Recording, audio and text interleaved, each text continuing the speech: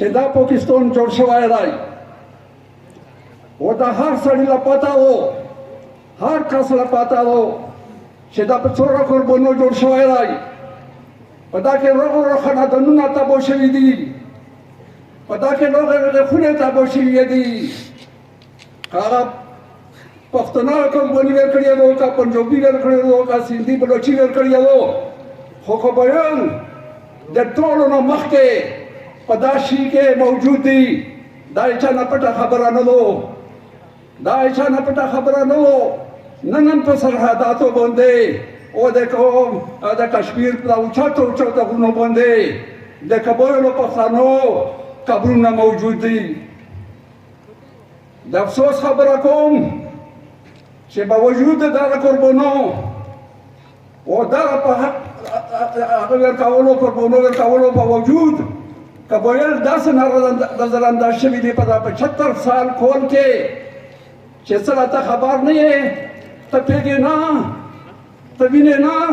چې دا زموږ سره څه کېږي دا تېرې شلو کلو رسېد کیسه چې په دا لوکا کې څه وشول دغه هغه نصرات ناروغله تاخري سرحد راپرې دا لوکا یې په کوم لپیټ کې راخستی و دا هغه خلک چې په اوچتو اوچتو غرونو باندې قبرونه پروته دي په سرحداتو باندې قبرونه پروته دي قربانۍ یې ورکړې دي 15 کاله پاس دغه هغه دورې نوم ورکول شي دستګردۍ نوم ورکول شي بله ګناه سره نشته د حکومت سره دغو خلکو سره دغو مشرانو د پاکستان مشرانو سره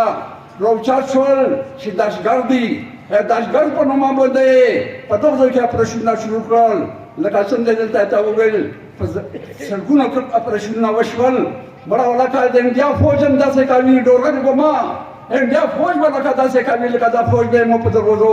روغلو مو په کورو به روغلو او په کومه طریقه لګتې به ورکول لکه دشمن داسې کوي دا مولا یو قربانون ته هغه نه لویږي افسوس دی شل کوله مخکې وسه دلته راوچت شوې د خپل وطن نه مهاجر کړم ګناه درته جوړه کړه په دروازو په دروازو باندې مړ نه شوې ښځې ویل کې دی مو په شپه بخار کړل و زه وړم د خپل لوکې نه 2.5 کیلومتره لرې زه مهاجر شوم که د افغانستان نه افغاني مهاجر شوي وو خلکه واوره نو د هغه ملک نه راغلل پاکستان نه راغلل و ته د خپلې لوکې نه لوړې 2.5 کیلومتره کې دلته کېناستې که یو افغان مهاجر راوچت شوی و خپل وطن ته یې کتای نو اسمان یې هغه لوکې نه شول دی و ته چې په یوه اوچته خونه باندې ویلوړ وای نو ته خپلې خونې او ورونه کنډرات والا چې تولدلي وای وتولدل خو په دا لوکه کې تو څلور پنځه ولس کورنۍ والا چې مهاجر شته زه دا یم چې دا څه ده دلته برګیډیر جنجو نومېدو دا خبره یې تا کوم لیدو خبره و دا یې ته بودلی مفتي و و دا یې روغلو دا یې بلیسور کې و و روغلو د دا ټکی دی چې زه چې کوم دی فورس سره راتلم وایي نه له خوا نه پرې تېر شم د کوم لیدل خیل په لوکا کې نو ته فورس سره پرې مو دوه وړکي ولدل ماشومان نور هېڅوک نه ولدل